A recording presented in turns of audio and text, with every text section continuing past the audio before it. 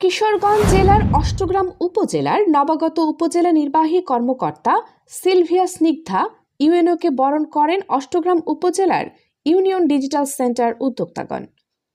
মঙ্গলবার 9 ডিসেম্বর বেলা 11:30টায় অষ্টগ্রাম উপজেলা পরিষদ কার্যালয়ে নবাগত উপজেলা নির্বাহী কর্মকর্তা সিলভিয়া স্নিগ্ধা ইউএনওকে বরণ করেন। অষ্টগ্রাম উপজেলা ইউনিয়ন ডিজিটাল সেন্টারের উদ্যোক্তা ফোরামের সভাপতি মোহাম্মদ মাইনুদ্দিন মোল্লা, সাধারণ সম্পাদক রফিকুল ইসলাম রনক, উদ্যোক্তা ফোরামের উপদেষ্টা ফারুক ভূঁইয়া, আরও উপস্থিত ছিলেন বাবু অঞ্জয়ময় শীল, আশরাফুল হক নয়ন, শ্যামল চন্দ্র দাস, ওয়াসিম মিয়া, আনিসুর রহমান জিলানি।